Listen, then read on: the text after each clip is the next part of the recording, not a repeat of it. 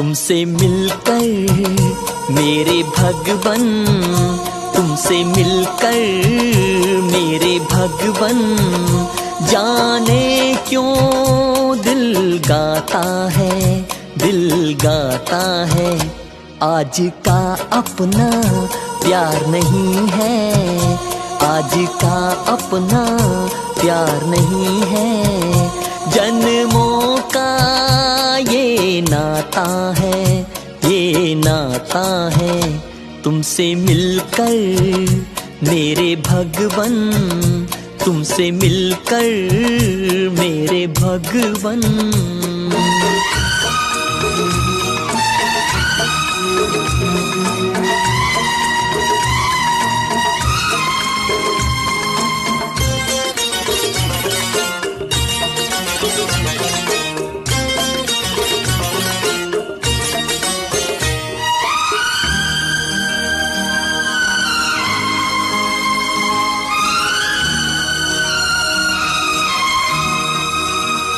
हो चाहे जीवन में विघ्न हो कितने, मन तो नहीं घबराता है।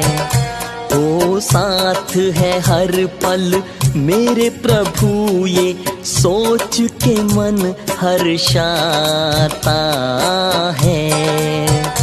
अब जीत हमारी है निश्चित, भगवान जो साथ निभाता है, हाँ निभाता है। तुमसे मिलकर मेरे भगवन, तुमसे मिलकर मेरे भगवन, जाने क्यों दिल गाता है, दिल गाता है। तुमसे मिलकर मेरे भगवन, तुमसे मिलकर मेरे भगवन।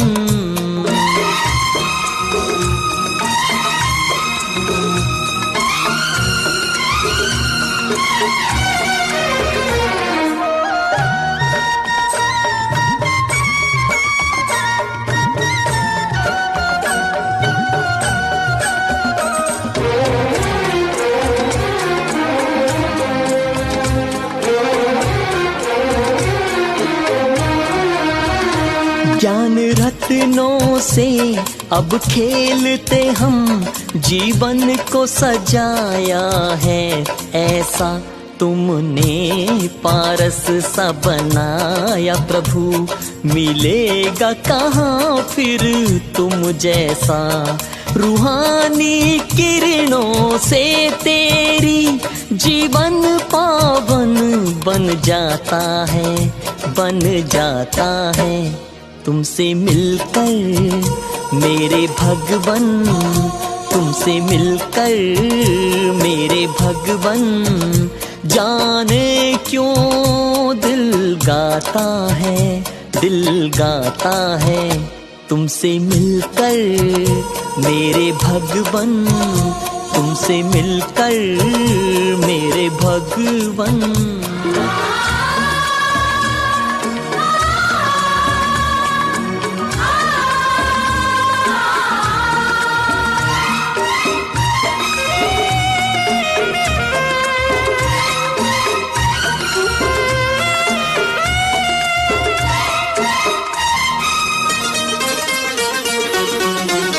साकार के दिन कैसे भूलें, साकार रूप में साथी थे। अव्यक्त पालना दी अद्भुत, संगम युग प्यारा ना बीते। सतयुग से सुंदर संगम युग, किस्मत पर मन इतराता है, इतराता है। तुमसे मिलकर मेरे भगवन, तुमसे मिलकर मेरे भगवन, जाने क्यों दिल गाता है, दिल गाता है, दिल गाता है।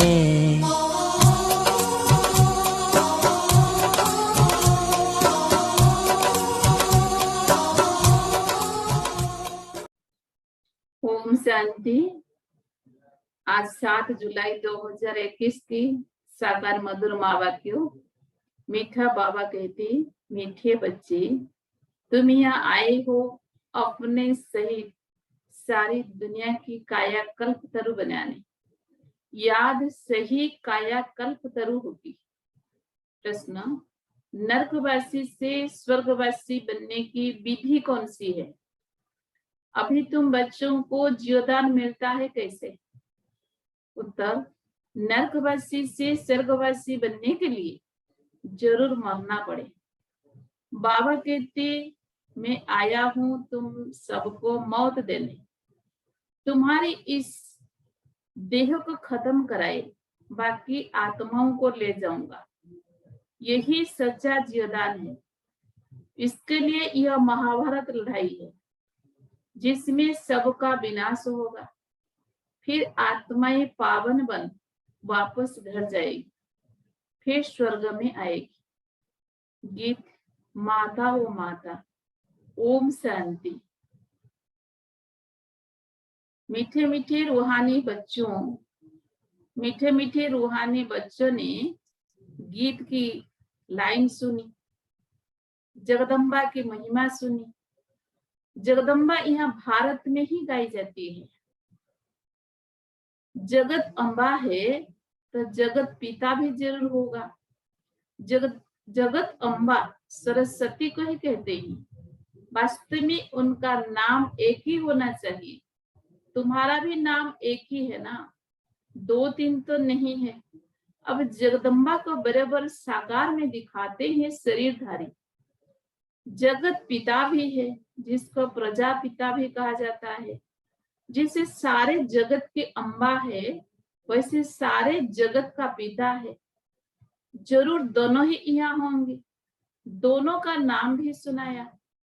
दोनों ही प्रजापिता और प्रजा माता। अब दूसरा जगत पिता कहा जाता है निराकार शिव बाबा को, जो कि सबके पिता है। उनका नाम ही है परम पिता परमात्मा शिव।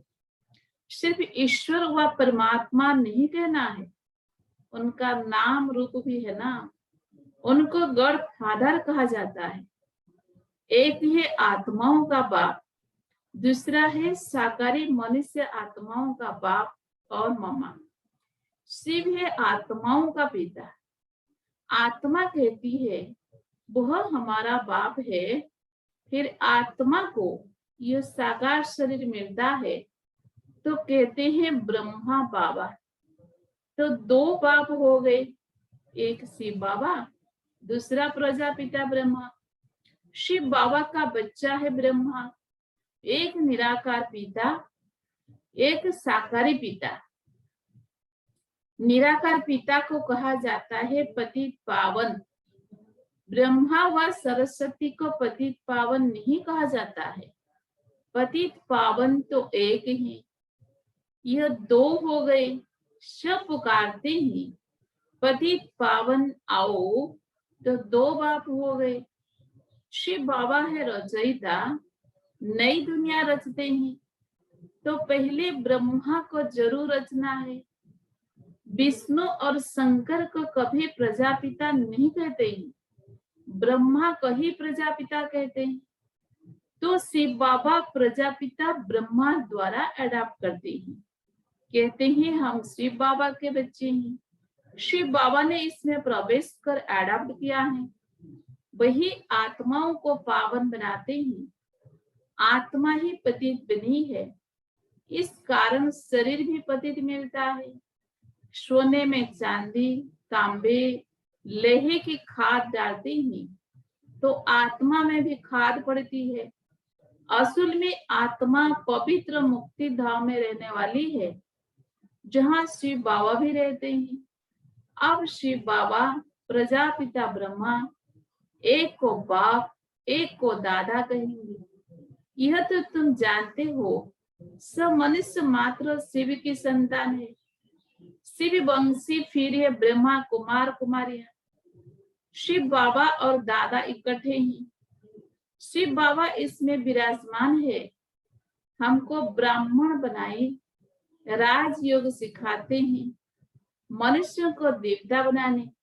देवता ही रहते हैं सतयुग में। देवताओं को पतित पावन ज्ञान का सागर नहीं कहा जाता है, उनको बाबा भी नहीं कहा जा सकता। अब तुम विष्णुपुरी के मालिक बन रहे हो। विष्णु के 2 रूप लक्ष्मी नारायण है, यह मनुष्य नहीं जानते। जब भक्ति करते हैं उनको 2 बाप जरूर है। सतयुग में 1 बाप होता है। वहां ऐसे नहीं कहते कि हे परम पिता परमात्मा दुख हरता सुख करता आओ। वहां तो देवी देवताओं का राज्य था। वे कभी हे गॉडफादर लिबरेटर नहीं कहेंगे। वहां कोई पतित दुखी होते ही नहीं। जब पतित पावन को बुलाए, तुम जानते हो भारत में आज से 5000 वर्ष पहले देवी देवताओं का राज्य था। पीछे फिर 1250 वर्ष बाद होता है राम सीता का राज्य। बाप सिद्ध कर बताते हैं सतयुग त्रेता में तुमने 21 जन्म लिए। ब्राह्मण देवता क्षत्रिय सब भारत में ही बनते हैं। बाप आकर पुरानी दुनिया को नया बनाते हैं, रिजुवेनेट करते हैं, कायाकल्प तरु बनाते हैं, अमर बनाते हैं। तुम बच्चों को बाप आकर अमरलोक का मालिक बनाते हैं। जब भारत अमरलोक था तब देवताओं का राज्य था। सीढ़ी उतरते उतरते मृत्युलोक के आकर मालिक बने हैं। कहते हैं ना हमारा भारत, तो प्रजा भी मालिक हुई ना। तुम भी कहेंगे हमारा भारत। हम भारत के मालिक थे, परंतु नरकवासी। देवताएं कहेंगे हम स्वर्गवासी है। तुम भी स्वर्गवासी थे, फिर 84 जन्म भोग नरकवासी बने हो। यहाँ भारत में ही शिव बाबा जन्म लेते हैं। शिवरात्रि और शिव जयंती गाई जाती है। कृष्ण जयंती भी मनाते हैं। उनकी तो बेला भी बताते हैं। फलाने समय माता के गर्भ से जन्म हुआ। सतयुग में जन्म तो जरूर माता के गर्भ से लिया होगा। कृष्ण जयंती होती है सतयुग नई दुनिया में, फिर पुनर्जन्म में आने लगा। बाबा सिर्फ एक की बात नहीं करते, कृष्णपुरी सो विष्णुपुरी। राजाएं उतरते हैं तो सारी डिनास्टी उतरती है, उसमें राजा रानी सब आ जाते हैं। चंद्रवंशी का राज्य होता है तो सूर्यवंशी का राज्य पास्ट हो गया, ट्रांसफर होकर चंद्रवंशियों को मिलता है, तो फिर वैश्यवंशियों को मिलता है। अब तुम समझते हो हम ब्राह्मण कुल के हैं चोटी, चोटी के ऊपर है बाप। हम पहले ब्राह्मण थे, फिर शूद्र अथवा फेर बने।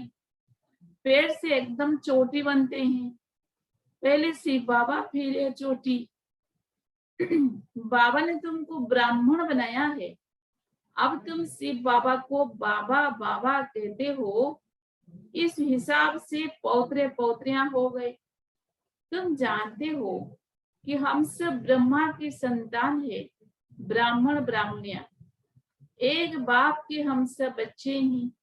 भाई बहने कब क्रिमिनल असल्ट कर नहीं सकते। कितने ढेर बच्चे सब कहते हैं बाबा, सब कहते हैं बाबा, तो इतने सब झूठे थोड़े ही हो सकते। सबका बाप तो वही निराकार शिव और साकार प्रजापिता ब्रह्मा है। बस एक बाप के बच्चे भाई बहन ठहरे।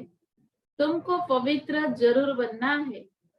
स्त्री पुरुष पवित्र कैसे बने, इसीलिए यह युक्ति ड्रामा में नोंधी हुई है। यहाँ सिर्फ ब्रह्मा कुमार कुमारियां है, कई शूद्र कुमार कुमारी है नहीं।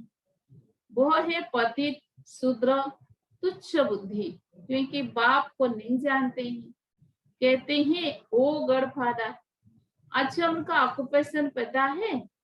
नाम रूप देश काल बताओ, उनकी जीवन कहानी बताओ। अगर नहीं जानते हो तो नास्तिक ठहरे। रचयिता और रचना के आदि मध्य अंत को नहीं जानते। वो है ही नई पति दुनिया। क्षतिक पावन दुनिया, कलयुग को पतित दुनिया कहा जाता है। इस समय बिल्कुल तम प्रधान है, इनको रौरव नरक कहा जाता है। इनकी भी स्टेजेस होती है। द्वापर से नरक बनना शुरू होता है, फिर वृद्धि को पाता है।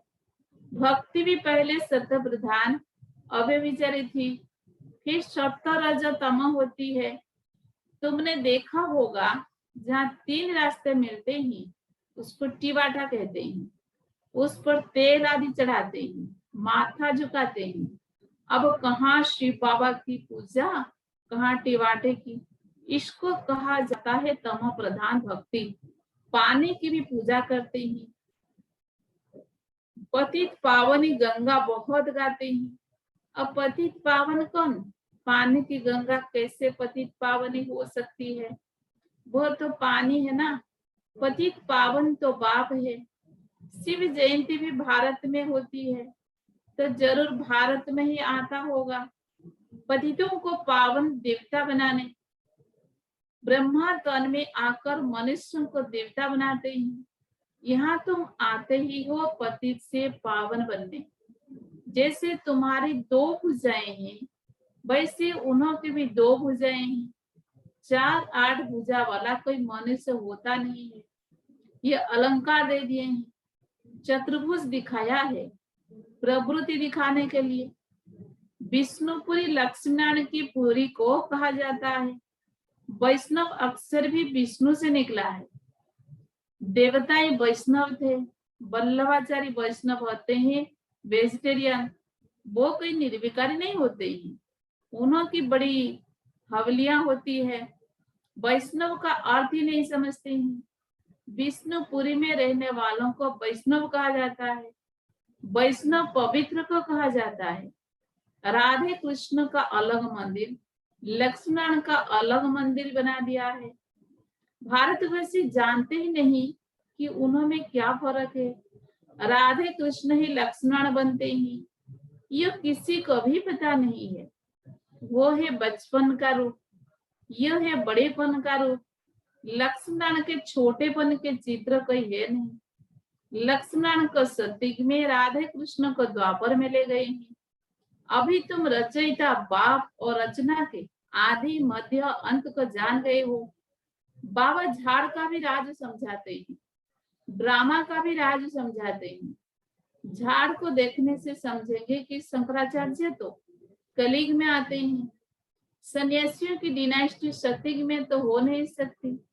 सब भगवान के बच्चे हैं, तो स्वर्गवासी होने चाहिए, परंतु स्वर्गवासी तो सब होते नहीं, सिर्फ देवता ही होते हैं।